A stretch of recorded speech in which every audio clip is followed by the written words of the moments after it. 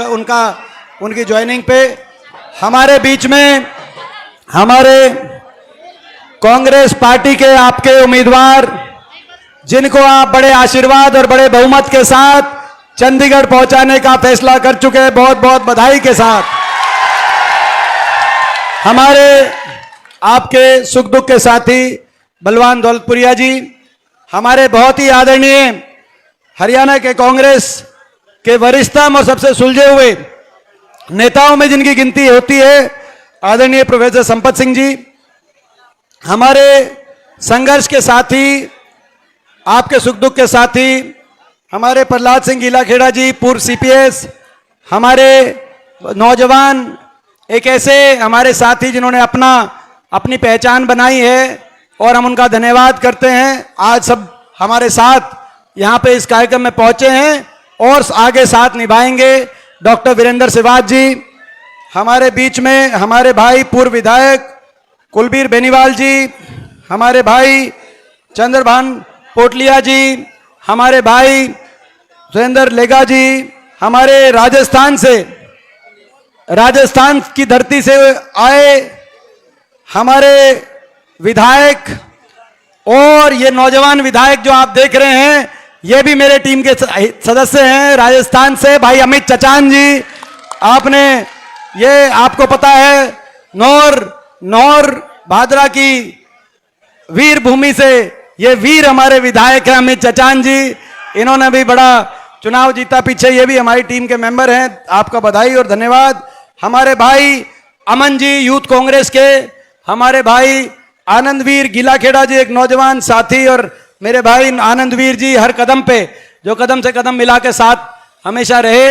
हमारे बीच में पहुंची हमारी कृष्णा पुनिया जी, हमारे बीच में आज इस अवसर पे हमारे शमी रति जी, बहुत से हमारे जितेंद्र खिलेरी जी जो अभी ज्वाइन हुए हैं, हमारे भजन लाल जी युवा कांग्रेस के प्रधान हमारे रहे, हमारी नेहा मित्तल जी जो अभी अभी ज्वाइन हुई है हमारी बहन जी, और सभी कोई रह गया हो तो चुनाव का समय है, सभी साथियों का मान सम्मान करते हुए हमारे भाई बेनीवाल साहब, आप तो क्या रह गए, आपके हाथ में तो माइक था, आपने तो जिसको बुलवाया वो बुलवाया, बाकी जो रह गए वो तो आपने छोड़े हैं। आपके हाथ में तो माइक था। और भाई ये भी हमारे पुराने साथी हैं, बहुत विश्वासपात साथी हैं, और सभी साथी क्योंकि मंच पे एक रैली मंच पे भी हो रही है कि नहीं हो रही? मंच पे रैली, मंच पे कसूती भीड़ हो रही है, और ये इससे ये पता चलता है आपकी कसूती हवा चल रही है भाई, कांग्रेस पार्टी की हवा चल रही है पूरे हरियाणा पर, क्योंकि बीजेपी वालों के तो मंच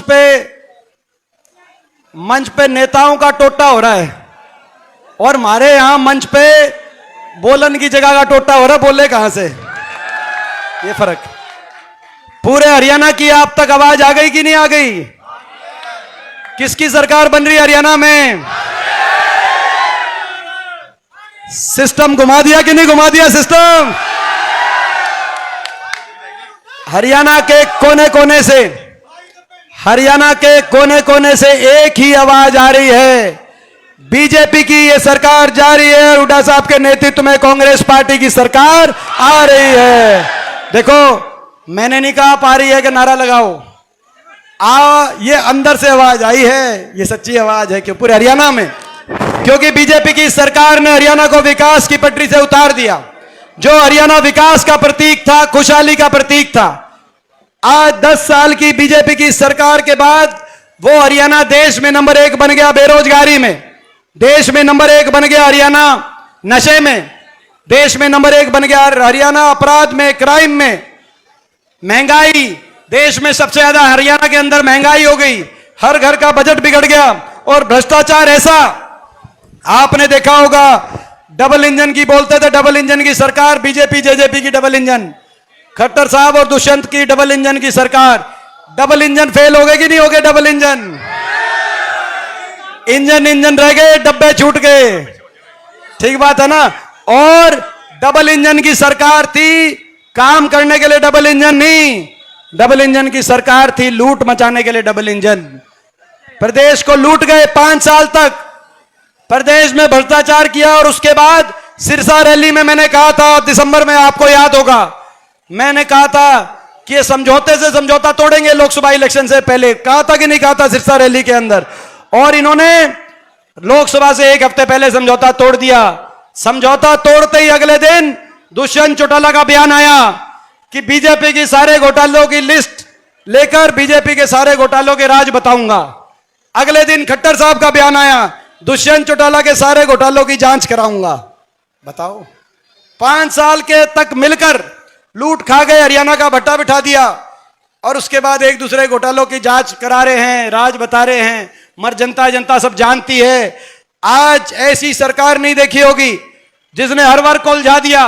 किसी को उलझा दिया पोर्टल में, किसी को उलझा दिया आईडी में, प्रॉपर्टी आईडी में, फैमिली आईडी में, नौजवानों को उलझा दिया कच्ची नौकरी में, सीटी में। पक्की भर्ती खागी कि नहीं भी खागी बीजेपी?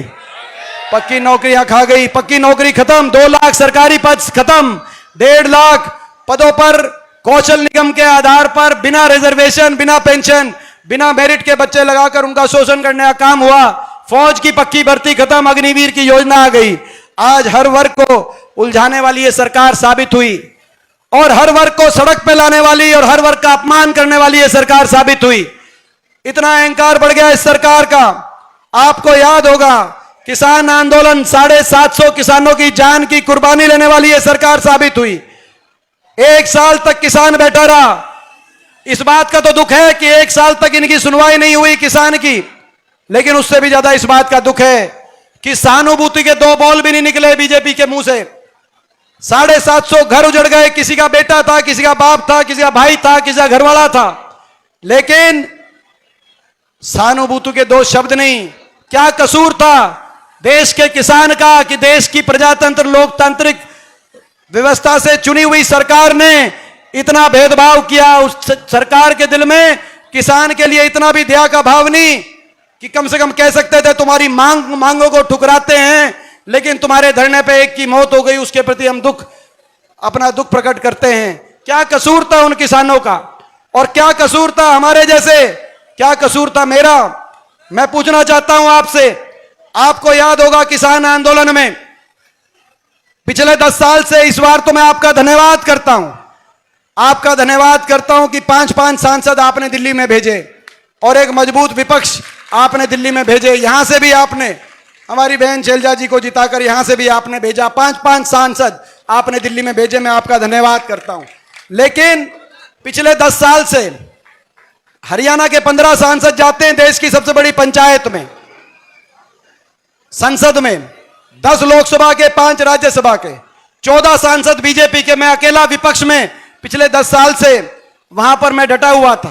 पहले लोकसभा में 2014 में लोकसभा में 2 विपक्ष में आए थे, दुष्यंत चौटाला और दुष्यंत चौटाला भी आए थे मेरे साथ, लेकिन वो तो दिल्ली जाके, आपको पता है उसको हवा लग गई दिल्ली जाते ही, उसका क्या हुआ, वो तो चला गया। लेकिन उसके बाद पहले लोकसभा में फिर राज्यसभा में 10 साल से आप अंदाजा लगा सकते हो मेरे पे क्या बनी होगी।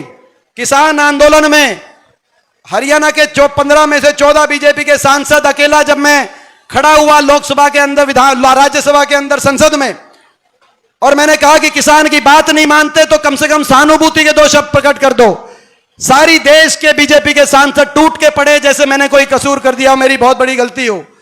सारी देश की बीजेपी के सांसद टूट के पड़े, सबने निशाने पे लिया। आज तक मुझे भी छोटी उम्र में 5वीं बार देश की संसद में पहुंचने का अवसर मिला है। लोगों ने बहुत आशीर्वाद दिया है, 5वीं बार मैं पहुंचा हूं 20 साल से। लेकिन ऐसा अकेलापन आपके इस बेटे ने कभी महसूस नहीं किया। क्या गलती थी मेरी? क्या कसूर था मेरा? मैं केवल आपका बेटा था, ये मेरा कसूर था। ईमानदारी से खड़ा था, बीजेपी के आगे सरेंडर नहीं किया था जैसे दुष्यंत चौटाला ने सरेंडर कर दिया था, ये मेरा कसूर था। और क्या कसूर था इन बेटियों का? हमारी बेटियां 6 ओलंपिक विजेता, हमारी बेटियां लगातार दिल्ली के सड़कों पे 6 महीने तक घसीटवाने का काम इस बीजेपी ने किया। उन बेटियों को न्याय नहीं दिया। कितना भेदभाव इनके दिल में होगा आपके लिए आप अंदाजा लगाना, क्योंकि राज धर्म में नागरिक में फर्क नहीं हो सकता। और बहन बेटी की इज्जत की बात आए तो अपने दुश्मन की बहन बेटी की भी इज्जत को अपनी इज्जत मानना इस देश की संस्कृति है। लेकिन इन बेटियों का यही कसूर था। वो हरियाणा की बेटियां थी, आपकी बेटियां थी, न्याय नहीं मिला, 6 महीने तक बैठी रही। धन्यवाद करते हैं सुप्रीम कोर्ट का, सुप्रीम कोर्ट ने कहकर एफआईआर दर्ज कराई। उसके बाद धन्यवाद करते हैं दिल्ली की न्यायपालिका का, जिस न्यायपालिका ने आरोप तय कर दिया और कहा बीजेपी का जो आरोपी सांसद था कि उसने हमारी 6 बेटियों के साथ गलत काम किया था, ऐसे सबूत मिले, दिल्ली न्यायपालिका ने लिख के आरोप तय कर दिए। लेकिन 6 महीने तक जिस दिल्ली के 3 तरफ हरियाणा बैठा है, हम दिल्ली में जाकर न्याय नहीं दिला पाए अपनी बेटियों को। कितना अहंकार इस सरकार का, और कितना अहंकार होगा इनमें जब इन्होंने कह दिया लोकसभा चुनाव से पहले 400 पार, कहा कि 400 पार का, क्योंकि इनका अहंकार पहुंच गया बाबा साहब भीमराव अंबेडकर जी के संविधान तक, और कहा बाबा साहब भीमराव अंबेडकर जी के संविधान को भी हम तोड़ेंगे, 400 पार का नारा दे दिया। तो लोगों ने इनका घमंड तोड़ दिया और संविधान को बचाने का काम, लोगों ने बाबा साहब के संविधान को बचाने का काम किया है। और जब हम चुन के गए 100 सांसद कांग्रेस पार्टी के 5 हरियाणा से लोकसभा के अंदर, इस बार हमने शपथ ली तो हमने नारा लगाया जय संविधान। आपने सुना होगा वो नारा, जय संविधान। और जब हमने जय संविधान नारा लगाया तो सारी बीजेपी के सांसद तिलमिला गए। हमारे लोकसभा के स्पीकर ने कहा जय संविधान नारा नहीं लगना चाहिए। आपने देखा होगा, देखा था कि नहीं देखा था? और आपने देखा होगा तभी 550 सांसदों में आपका ये बेटा उठ खड़ा हुआ और कहा मैंने ये देश जय संविधान के नारे से चलेगा। कहा था कि नहीं कहा था? और उन्होंने कहा क्या स्पीकर ने कि बैठ जाओ, कहा कि रुक जा भाई, रुक जा। उन्होंने कहा बैठ जाओ। मैं आपसे कहना चाहता हूं, जब 5 तारीख को वोट पड़े तो लोकसभा के स्पीकर तक और बीजेपी के दिल्ली के नेताओं तक जय संविधान नारे की गूंज पहुंचनी चाहिए। 5 तारीख को जब वोट पड़े, जब 5 तारीख को वोट पड़े, एक एक वोट जब पड़े तो जय जवान जय किसान के नारे की गूंज दिल्ली तक पहुंचनी चाहिए। और जब 5 तारीख को एक एक वोट फतेहाबाद हलके से, 5 तारीख को एक एक वोट बलवान सिंह दौलतपुरिया जी को और हाथ के निशान पर देकर आप कांग्रेस पार्टी एक एक वोट यहां से पड़नी चाहिए, हाथ के निशान पे पड़नी चाहिए। बलवान सिंह दौलतपुरिया जी को एक एक वोट जो मिलेगी, वही एक एक वोट चंडीगढ़ में हुड्डा सरकार कांग्रेस पार्टी की सरकार बनाने का काम करेगी। और भाई मैं एक और बात कहना चाहता हूं, दिल्ली के बड़े बड़े नेता आ रहे हैं। साहिल किधर गया? दिल्ली के बड़े बड़े नेता आ रहे हैं और बड़े बड़े नेता आकर 10 साल के बाद भी, एक चीज आपको सुनवाता हूं अच्छी है, 10 साल के बाद भी अपने काम नहीं बता रहे, 10 साल के बाद भी अपने काम नहीं बता रहे, केवल निशाने पे कांग्रेस को ले रहे हैं, केवल निशाने पर हुड्डा साहब को ले रहे हैं, मेरे को ले रहे हैं। 10 साल के बाद भी एक काम नहीं बता रहे। प्रधानमंत्री जी आए थे, गोहाना में रैली थी, नायब सिंह जी हमारे मुख्यमंत्री 10 मिनट बोले गोहाना में, आपने सुना होगा। 10 मिनट में क्या बोले मैं आपको जरा सुनवाता हूं। 10 मिनट बोले नायब सिंह जी।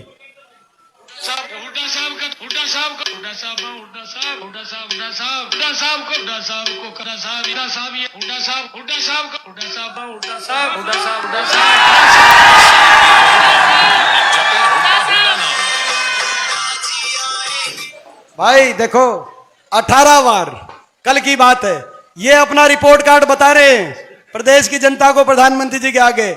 और प्रधानमंत्री जी जब बोले तो उन्होंने कहा कि कांग्रेस में मुख्यमंत्री की बात चल रही है, कौन मुख्यमंत्री बनेगा।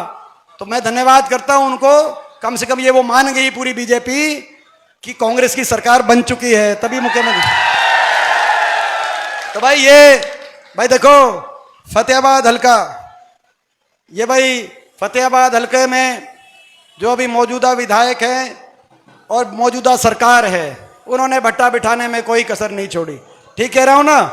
तो भाई आप एक बात मान के चलना, जो आप यहां से आशीर्वाद दोगे, बड़ा आशीर्वाद देना, चंडीगढ़ से खाली हाथ नहीं, आज चंडीगढ़ से खाली हाथ नहीं आने दो। भाई कामों की 8 तारीख के बाद देखो 5 को भाई आप पूरा आशीर्वाद देना, 8 के बाद भाई वो तो जो डबल इंजन था वो तो हो गया फेल। ये डबल इंजन, इसी डबल इंजन को जिता दूंगा। और 8 तारीख के बाद आपके कामों का मीटर हम खींच देंगे भाई। बताओ मंजूर है तो बताओ। और मैं सभी साथियों से कहना चाहता हूं, अपने सभी साथियों को धन्यवाद करना चाहता हूं, क्योंकि बहुत लोग मेहनत करते हैं। किसी भी पार्टी में बहुत लोगों का अधिकार होता है मेहनत करना, टिकट मांगना, और सही अधिकार होता है, मगर केवल 90 उम्मीदवारों को मैदान में उतारना किसी भी पार्टी की मजबूरी है। लेकिन सरकार बनती है तो उसमें सबका साझा, क्योंकि सबकी साझे की मेहनत से ये जो आज माहौल बना हरियाणा प्रदेश का, मैं सभी साथियों से कहना चाहता हूं, मैं धन्यवाद। आप सब मेरे आग्रह पे आज आए, आज आपने पूरा समर्थन दिया। ये जो 1 हफ्ता बचा है, इस 1 हफ्ते में आप हमारी बात का ख्याल रखना, पूरी ईमानदारी से, सभी साथी पूरी ईमानदारी से मेहनत करना, आप हमारा ख्याल रखना, ताकि हम 8 के बाद आपका भी पूरा ख्याल रखें, पूरा मान सम्मान रखें। ये मैं कहना चाहता हूं सभी साथियों का, भाई आप हमारा जो आज हम यहाँ पे आए हैं उस बात का मान सम्मान आप पूरा रखना, ताकि हम भी आपका जो सरकार बनेगी उस सरकार में आप सबकी भी हिस्सेदारी होगी, आप सबका भी मान सम्मान रखना हमारी जिम्मेदारी होगी। बताओ भाई ये मंजूर हो तो बताओ भाई। बहुत बहुत धन्यवाद भाई। कौन सी तारीख को वोट है, याद है कि नहीं याद है? कौन सी तारीख? 5 तारीख बीजेपी फारिग कर दो इनको। थैंक यू एमपी साहब का बहुत बहुत धन्यवाद। आपका भी बहुत बहुत